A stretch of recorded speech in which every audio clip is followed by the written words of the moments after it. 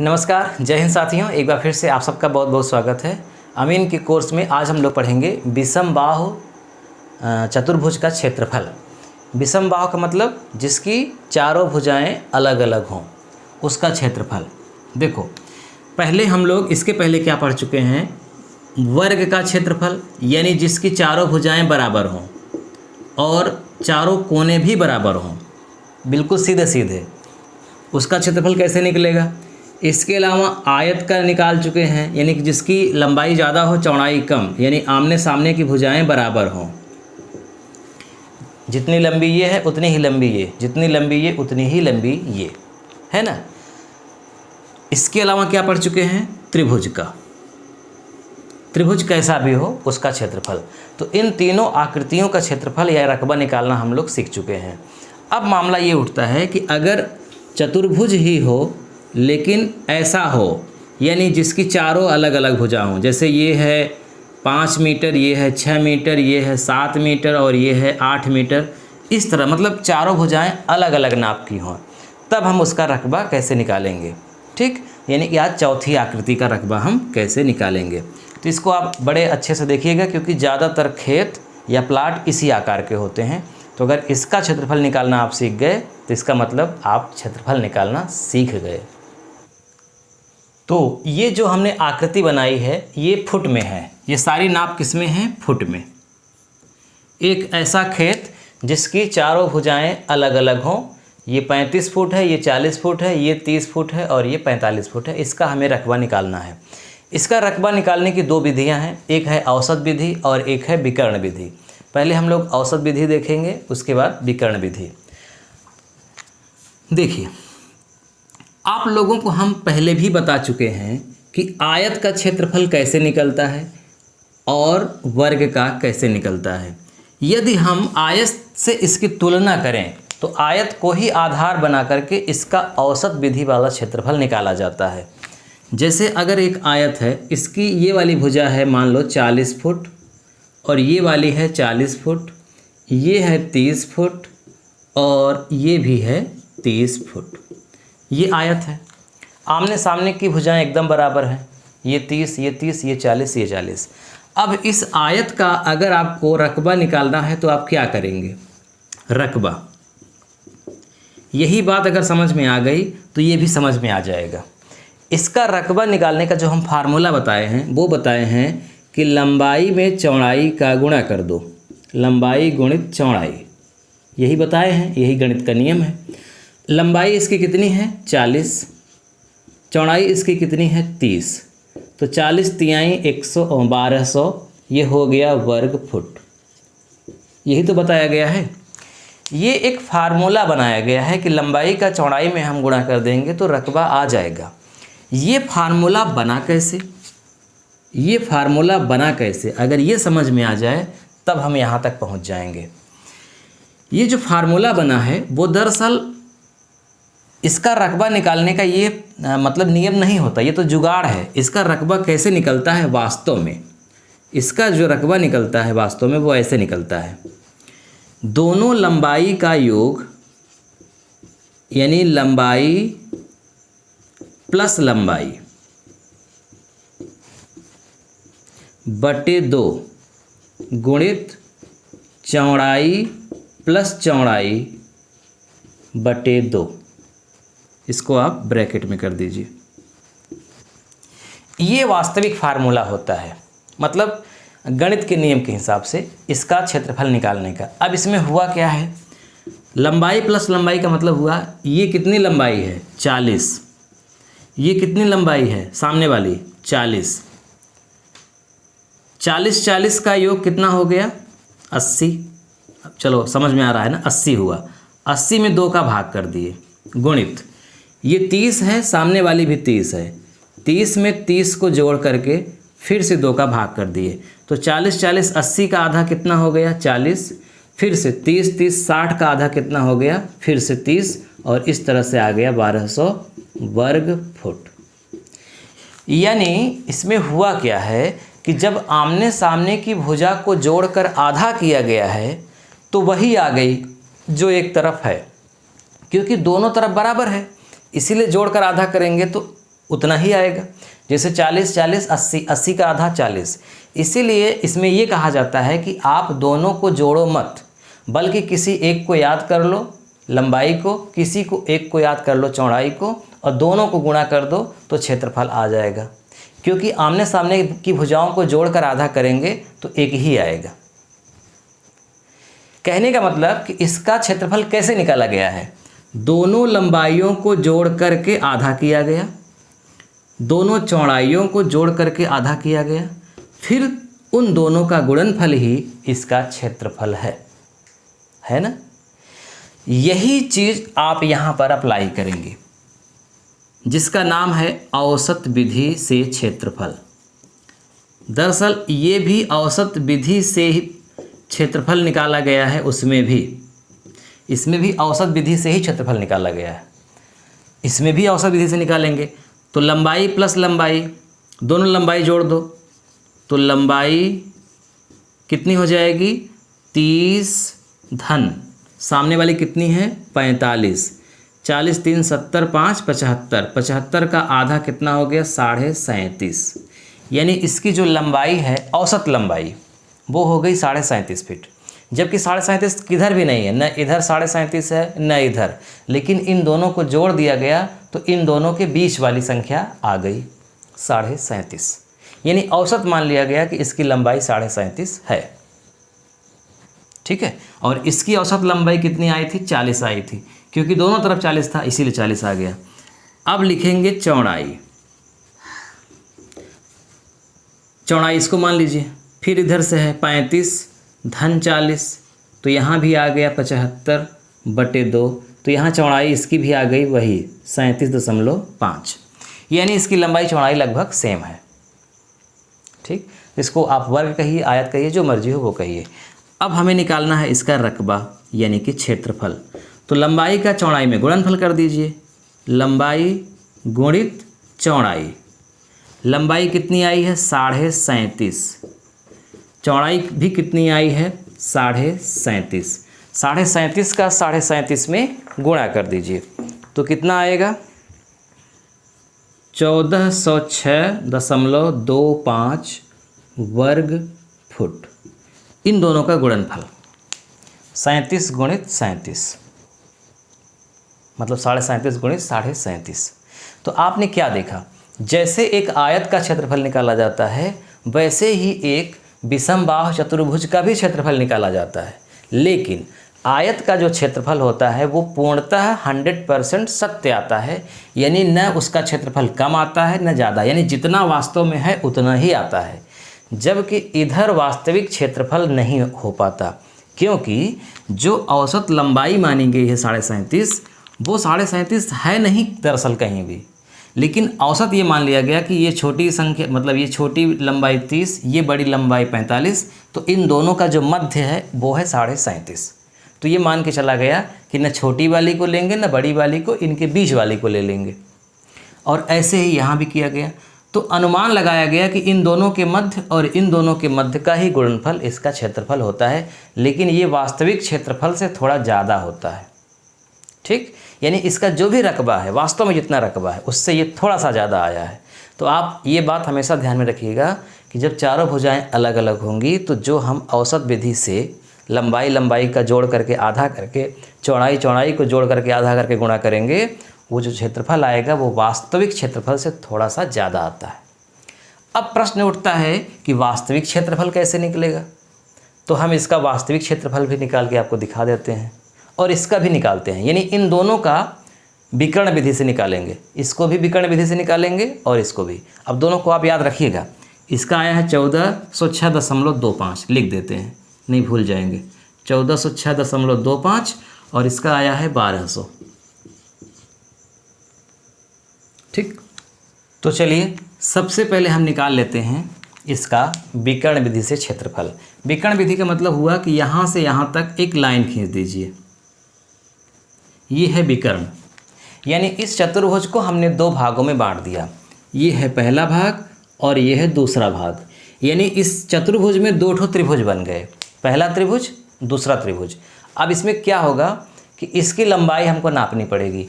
तो इसकी लंबाई जैसे हमने इसको नापा है, इसको नापा है, ऐसे ही इसको भी नाप लीजिए, तो ये आ जाएगी 50। ठीक, जब नापेंगे तो ये 50 आएगी।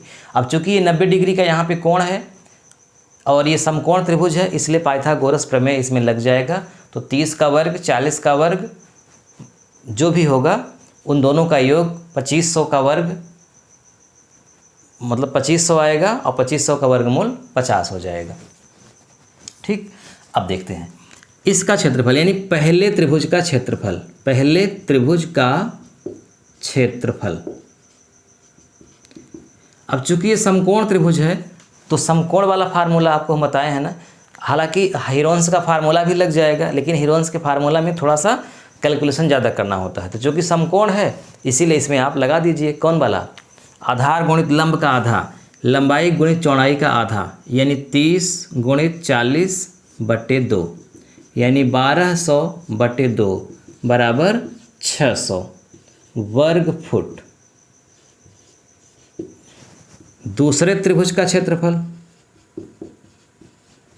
क्या होगा, इसकी भी लंबाई चौड़ाई वही है, 40 गुणित 30/2, यानी 1200/2 बराबर 600। दोनों को जोड़ देंगे तो 600 + 600 कितना आ गया, 1200 वर्ग फुट।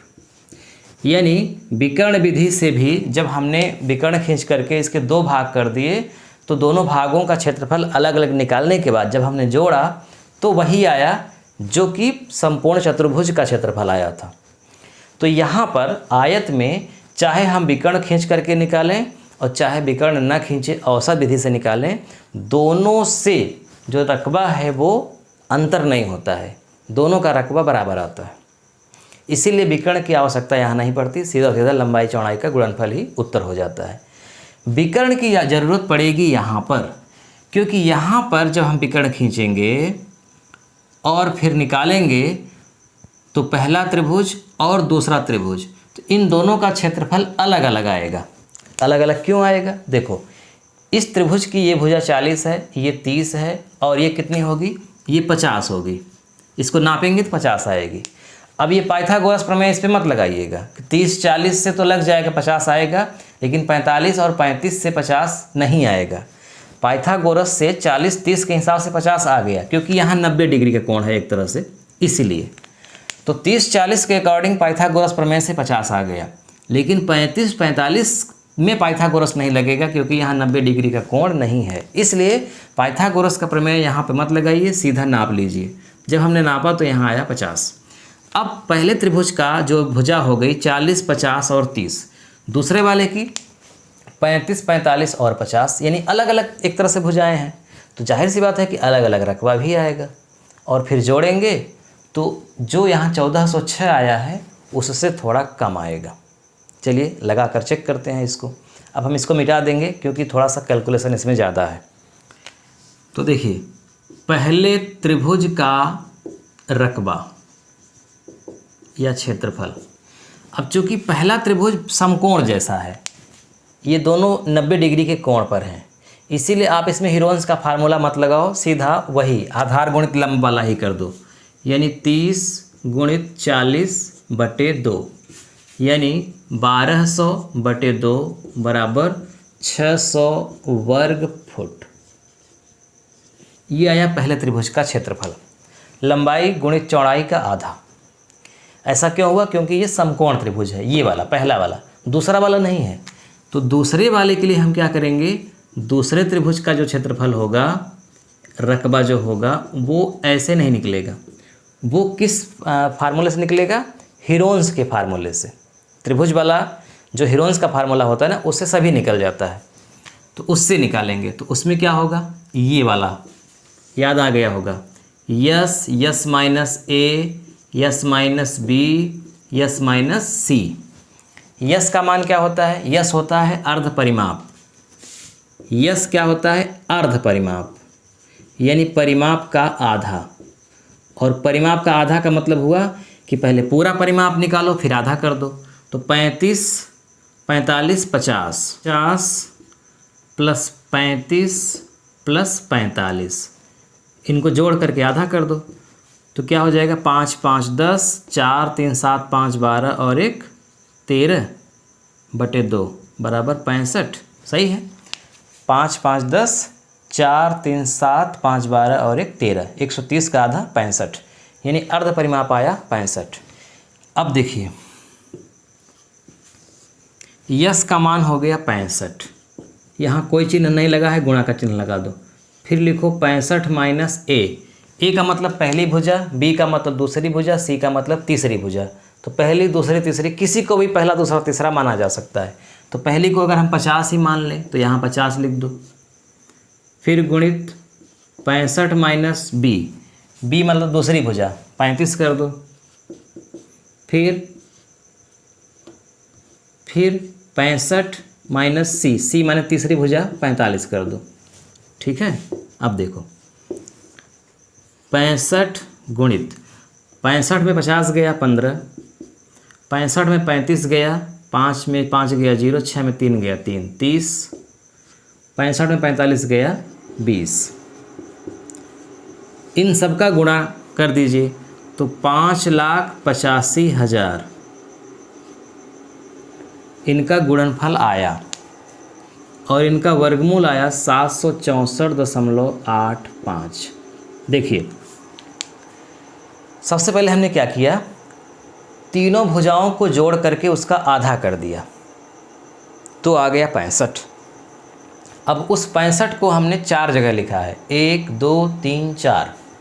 एक जगह अकेले लिखा है, उसके बाद सब में 65 में भुजाओं को घटाया गया है, पहली भुजा दूसरी भुजा तीसरी भुजा, यानी 65 में तीनों भुजाओं को घटा करके लिखा गया है। 65 में 50 गया 15, 65 में 35 गया 30, 65 में 45 गया 20। उसके बाद 65 में जो उसके बाद 65 में घटाया गया है सबका गुणा कर दिया तो 5,85,000 आया। अब कैलकुलेटर से वर्गमूल का चिन्ह दबा करके 5,85,000 इनपुट कर दीजिए, दबा दीजिए तो 764.85 आएगा और ये क्या हो जाएगा, वर्ग फुट। मतलब दूसरे वाले त्रिभुज का क्षेत्रफल आया 764.85 वर्ग फुट। अब पहले वाले का तो पहले ही आ चुका है, दूसरे वाले का आ गया अभी, तो पूरा क्षेत्रफल कितना हुआ, पूरा क्षेत्रफल या रकबा कितना हो गया, 600 प्लस 764.85 जोड़ दीजिए, 0.85 तो रहेगा ही, 4 6 7 6 13 वर्ग फुट। जब हमने इसको औसत विधि से निकाला था पूरे चतुर्भुज का क्षेत्रफल तो 1406.25 वर्ग फुट आया था और हमने बताया था कि वास्तविक क्षेत्रफल से थोड़ा ज़्यादा आता है इसमें। फिर जब हमने वास्तविक क्षेत्रफल निकाला विकर्ण विधि से तो इसके 2 भाग कर दिए, पहला त्रिभुज दूसरा त्रिभुज। पहले त्रिभुज का क्षेत्रफल आया 600 वर्ग फुट, चाहे जिस विधि से लगाओ, हिरोन्स के फार्मूले से या पाइथागोरस के फार्मूले से 600 आ गया। दूसरे वाले का आया 764.85, फिर दोनों को जोड़ दिया तो 1364 आ गया, यानी उससे कम आया है। ये जो भी आया है ये वास्तविक क्षेत्रफल है, मतलब वास्तविक रूप में इसका रकबा कितना होना चाहिए, इतना ही होना चाहिए। अब बात समझ में आ गई। तो अब आपके सामने जब भी कोई भी 4 भुजा वाला प्लाट आएगा या खेत आएगा और उसकी चारों भुजाएं अलग अलग हों, बेशक चारों न अलग हों, 2 अलग हों, 3 अलग हों, यानी आपको ऐसा लग रहा है कि न ये वर्ग के आकार का है न ये आयत के आकार का है, तो इसको विषम वाले के ही हिसाब से करेंगे तो आप विकर्ण खींच करके 2 भाग करके दोनों त्रिभुजों का अलग अलग क्षेत्रफल निकाल लीजिए। बीच वाला विकर्ण दोनों त्रिभुजों में काम आएगा। ये जो 50 है वो इसमें भी 50 यूज होगा, इसमें भी 50 यूज होगा। ठीक है। और ध्यान रहे विकर्ण जरूरी नहीं है कि ऐसे ही खींचा जाए, विकर्ण ऐसे भी तो खींचा जा सकता है, ये भी विकर्ण है। और अगर ये विकर्ण आप खींच देंगे तो फिर इसे खींचने की आवश्यकता नहीं है, क्योंकि यही वाला विकर्ण त्रिभुज को 2 भागों में बांट दिया, पहला भाग दूसरा भाग। फिर इसका क्षेत्रफल निकालिए और इसका क्षेत्रफल निकाल कर जोड़ दीजिए, 1% का भी फर्क नहीं आएगा, उतना ही आएगा। लेकिन हाँ विकर्ण अलग हो जाएगा। ये 50 है तो ज़रूरी नहीं है कि ये 50 हो, ये 50 से ज़्यादा भी हो सकता है, 50 से कम भी हो सकता है।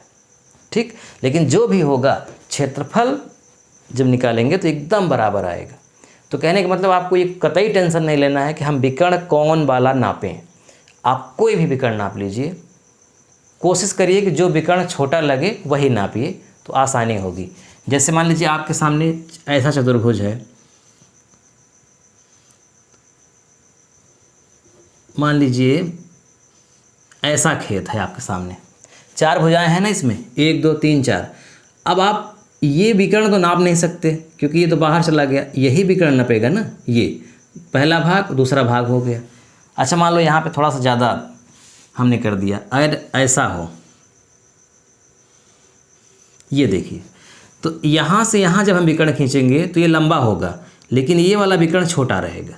तो हम कोशिश करें कि छोटा वाला खींचें, नापने में भी आसानी होगी और सवाल हल करने में भी। अगर छोटा वाला नहीं खींचेंगे, बड़ा वाला भी खींच लेंगे ना, तब भी सवाल हल होगी, कोई अंतर नहीं आएगा।